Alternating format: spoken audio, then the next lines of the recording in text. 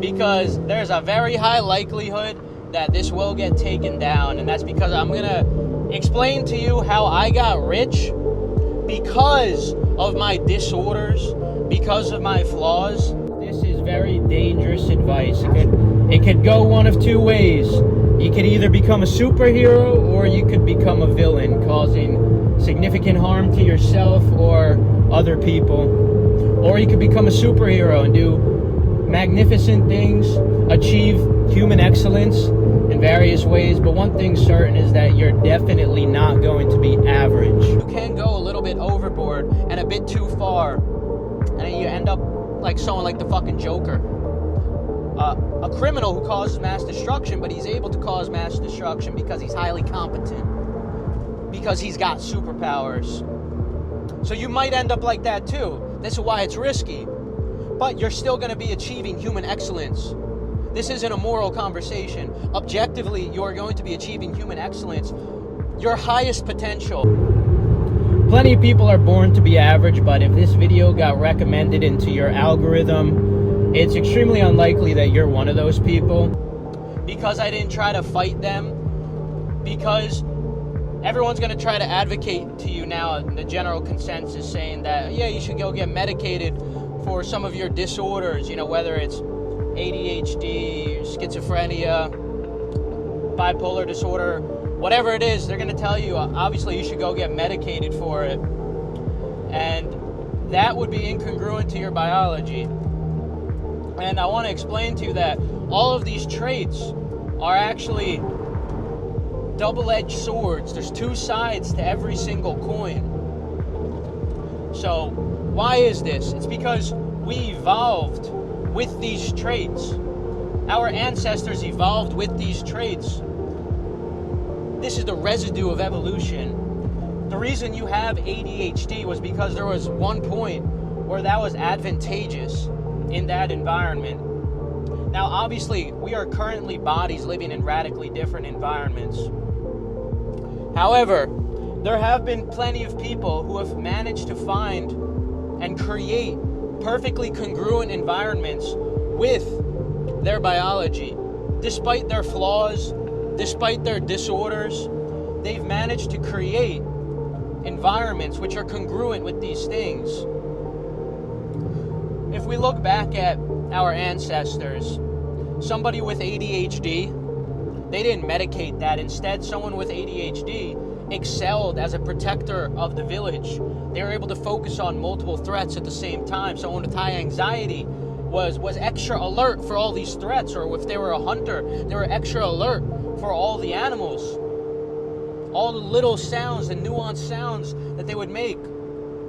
And society is telling you now to try to mask this by going to therapy, try to change your behaviors, make you live in an incongruent way to your true biology instead of being your true self. And on top of that, they're trying to get you to take these pharmaceuticals to try to mask this. What is it? It's nerfing yourself. You're nerfing yourself because these aren't disorders. There's no such thing as a disorder. We have, all of us, we have every single one of these things to a degree because they're not dichotomous. It's not an on or off switch.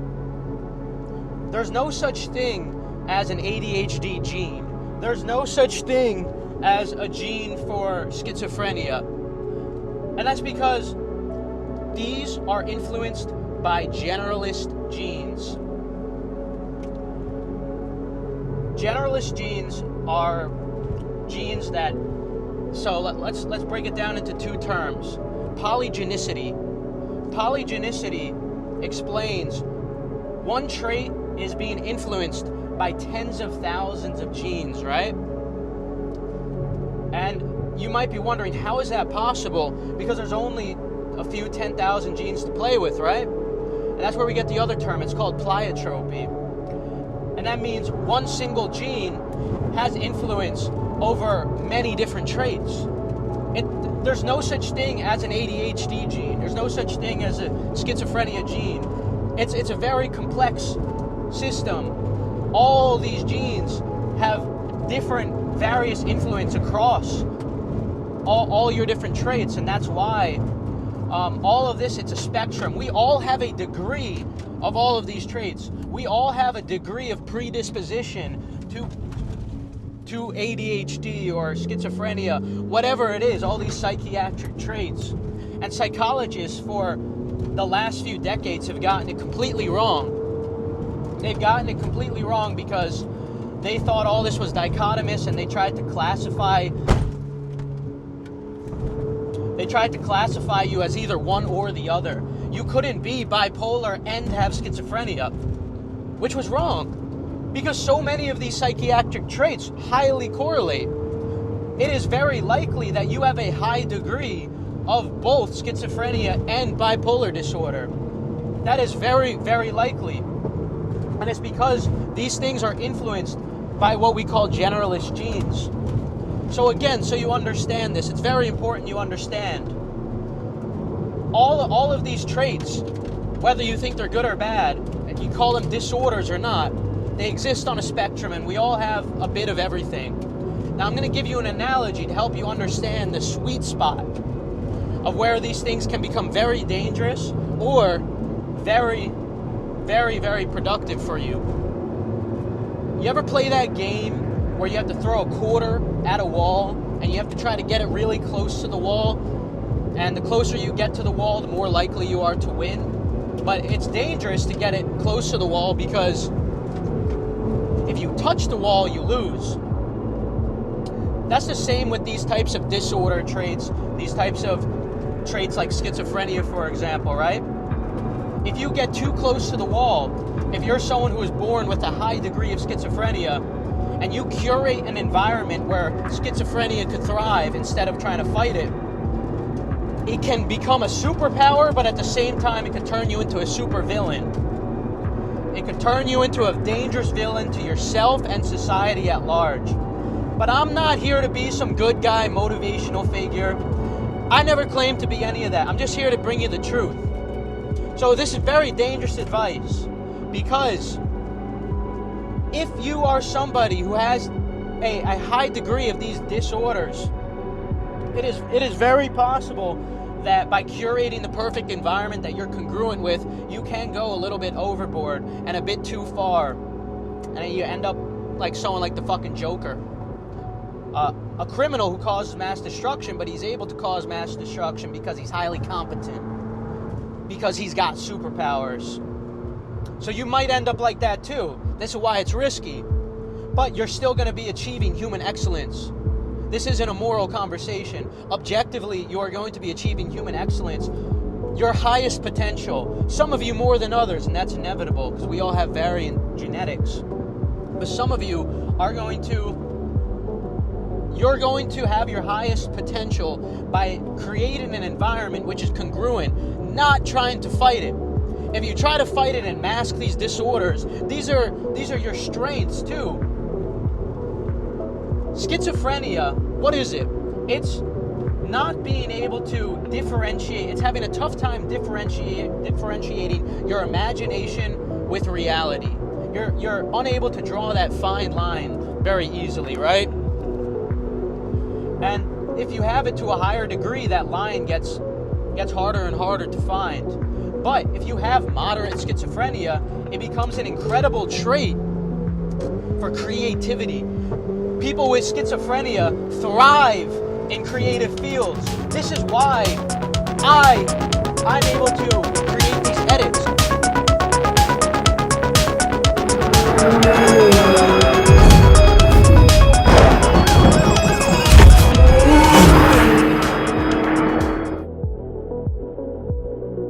I get these visions when I'm in the gym, out of my control. I can't even help it. I'm listening to music, and when I'm driving, whatever, I get in this mode and I start seeing the visions. It's schizophrenia. But this is a strength because it helps me with my creativity. It helped me create videos. It helped me with marketing to grow my business. What's another one? OCD. As a child, I used to play with lots of toy cars and toy soldiers, but it wasn't to play with them one at a time. I used to like building out systems, very large systems. This is OCD manifesting. It's a moderate degree of OCD. And what did that translate into? Now I run a business It helped me build complex systems with these highly nuanced complex systems that a regular person would not be able to build, but I can because of my high to moderate level of OCD. Now, again, it's a double-edged sword. I suffer from the OCD too. There's downsides to it. I get these random fucking compulsions sometimes that make no sense. Like having to put one foot in every block of the sidewalk or else something bad's gonna happen. Some weird shit, you know? Everything's a double-edged sword, the point is. Okay? What ADHD, for example, you know, everyone talks about how bad this is and how you gotta try to medicate this, right? But ADHD was so pivotal for my business. There are so many drops that happen at 10 a.m. Eastern time, so much going on at once for my business. I have to be a million places at once, my eyes darting all over the place. My focus has to be everywhere. Messages coming in, notifications coming in. I have to be able to filter through everything very quickly. It's like working as a doctor in an emergency room. Your eyes are darting all over the place. ADHD helped me. ADHD was my strength. Exit right. ADHD became my superpower. Schizophrenia became my superpower. And all of these things, they came together to allow me to create this life. And it's because I embrace these flaws, these disorders that they tell you to mask and medicate. Now again, it could go very wrong. It could go very wrong, but it could go very right too. You have to make the decision. Do you want to be average? Do you want to be a regular person? Sure, that's fine. We shut the fuck up, Waze. You can do that because we need plenty of people like that. You know? We need people like that. And that's precisely what they want, you know? They want people to be controllable. They want people to be average and boring and tameable. This is what is ideal. They don't want you to become a superhero or a supervillain. It's too dangerous. If you know how, and you know, this is something that is going to happen regardless, you understand, right? This is going to happen regardless because of something called heritability snowballing. As we grow older, we become more and more of who we truly are. And you would think that doesn't make sense. You would think, oh no, the environment, we're exposed to more things. As we get older, we should become less like our genetics because, yeah, like something could be 40% heritable, 60% heritable. That means it's 40% environment, right? 60% environment in some cases. But that's not what you think it means. It's not the environment that Freud said it was. That fucking retard. It's very different. It's very complex because of heritability snowballing. We create our environment, whether you're conscious of it or not. You can't help it. You create your environment. I created this environment. It is because of my genetics, because of my predispositions, that I am in a Ferrari right now, driving like this. And this will be considered an environmental effect if we crash. This will be considered an environmental factor. But there's genetic influence here. You can look at anything in your life, any environmental factor, and you could find genetic influence by reverse engineering it. And this is why it has been proven through twin studies, not bullshit psychology studies that have suffered through the replication crisis. No, real replicable studies, adoption, identical twin studies. We have found concrete evidence that heritability increases. You become more of who you are as you grow older. And so this is something that happens regardless. You automatically create your environment whether you like it or not. So why not get ahead of it? Why not start now? You know, everyone grows old and they say, I wish I started investing when I was 20 years old, right? Because of the compound interest. It makes perfect sense. You could have became a millionaire by the time you're 40 if you started investing at 20. Compound interest. It's one of the 7 wonders of the world, Warren Buffett says, right? But why stop there? Why stop at just finance? Compound interest could affect everything. Imagine every single atom of energy having compound interest. Every bit of energy that you output, not just money. All of the energy and effort you put out into the world, compound interest. because you're being congruent with your environment instead of trying to fight it, to fit in, and be fucking average. You know, if that's what you want to do, fine. Fine. We need people like that too, you know? Flip the burgers, buddy. Scravola. It's fine. But if you are willing to take a little bit of a risk,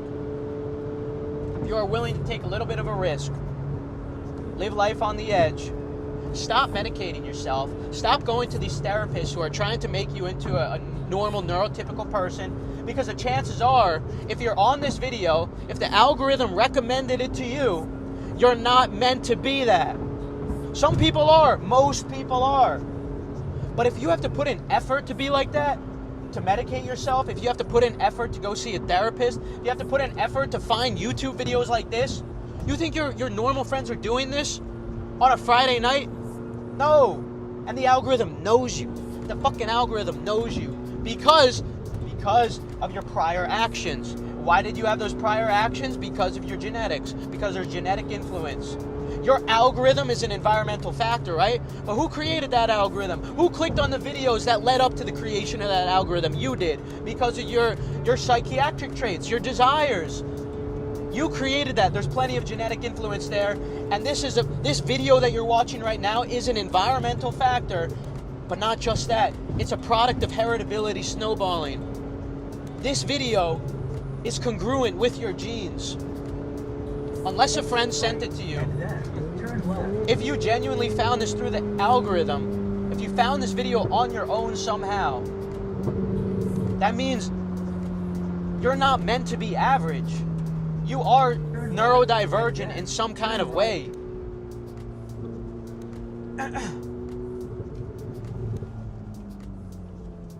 Oh man, I get fucking riled up because I gotta say this. I gotta get this stuff off my chest, you know?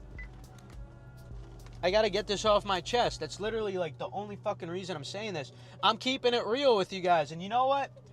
Eventually, one day, when the DNA revolution progresses and the truth comes out about genetics and all these genetic denialists finally are proven wrong and they have to shut up and they have to stop calling people who believe the truth Nazis, because that's what they fucking say. You think that they're going to encourage you to go down this route? No, it's going to get even worse. They're going to shame you. They're going to morally shame you. They're going to say, how dare you not medicate yourself? Don't you know that schizophrenia, you could be a threat to society?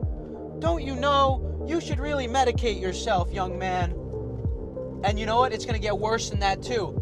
They're going to shame you for wanting to procreate, for wanting to find love, for wanting to start a family because you have these disorders. Because if someone gets a hold of your genetic profile, because it's soon going to become common where everyone's doing it, and people are going to be comparing and contrasting their genetic profiles. It'll be an average conversation comes 15 years from now. Turn right.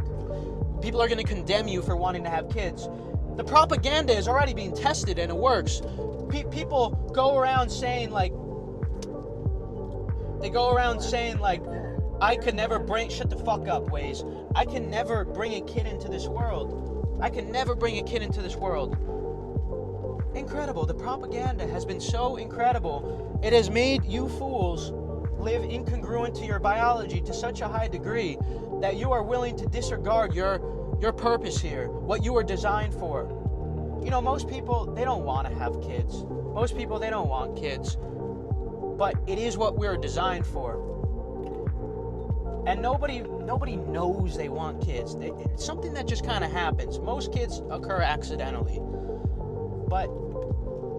And the parents will never realize it. But it really is synced up with your reward system so well.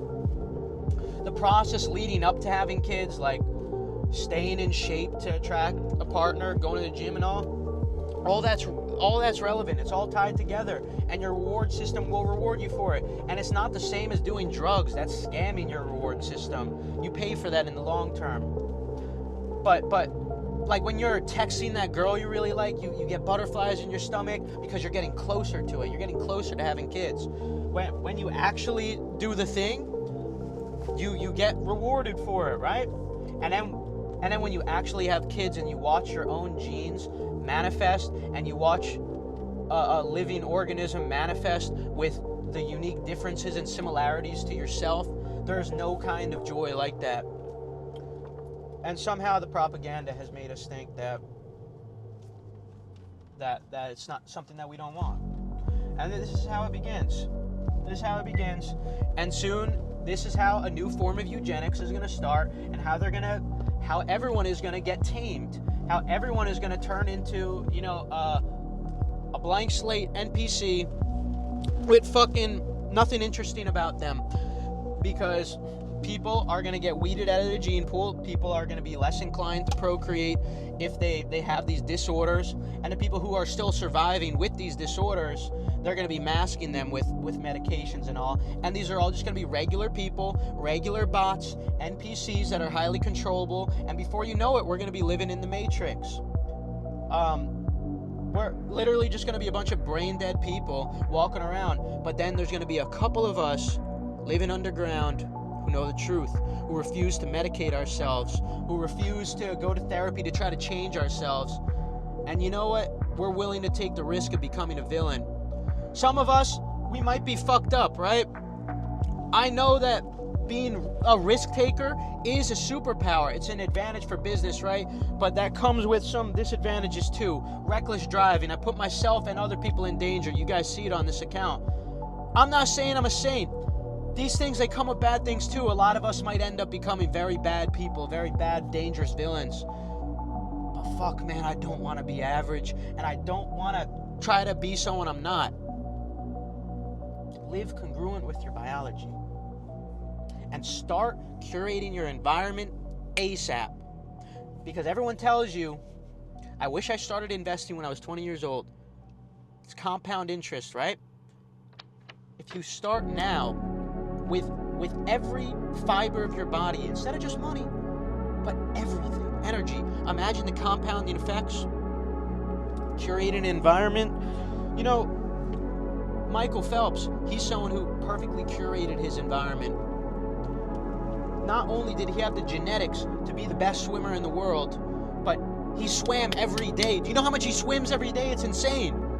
That is someone living perfectly congruent. But the congruence could get so much more nuanced than this. Conor McGregor is a very nuanced example, right? You look at all these UFC fighters, right? They're living congruent. They made it to the top. But Conor McGregor's different. It goes beyond just the athletic congruence and the fight IQ, but it goes into other psychiatric traits like his charisma. It goes into his ability to be witty and shit talk people. And that's why he dominates so much. That's why he made so much more millions than everybody else who's making like $400,000 a fight, here and there. Because he found a higher level of congruence. I found a pretty high level of congruence in my niche little field. And there's plenty of niche fields that you could find congruence in. It doesn't have to be the perfect congruence. I know where I have perfect congruence, and I'm not going to articulate that. I'm going to keep my mouth shut on that and let things play out how they are. But where I had a semi, degree of some decent congruence in my field, I aligned myself with it at the age of 16 to 18, started my business, and I absolutely dominated the field because my genes were congruent with the environment that I was curating. My ADHD, my schizophrenia, my OCD, all of these things, they were necessary. They were necessary because they're all double-edged swords. It's because of them that I was able to be so extremely successful, because I didn't try to mask them and be somebody I fucking wasn't. And you could do the same thing. There's so many untapped niche areas that are filled with people who don't even belong in those environments. And you come in and it's congruent with your environment, you absolutely fucking dominate that space. You could absolutely dominate that space. There's so many niche examples of this. You just have to find your niche. Stop looking outside for the opportunities. Look inside. What are the things? What environment can you curate that is going to be congruent with your biology so you can achieve human excellence in your own form? And start now. Start fucking now. Because of compound interest, time is money. Right? Stop wasting fucking time on this video. Shut this shit.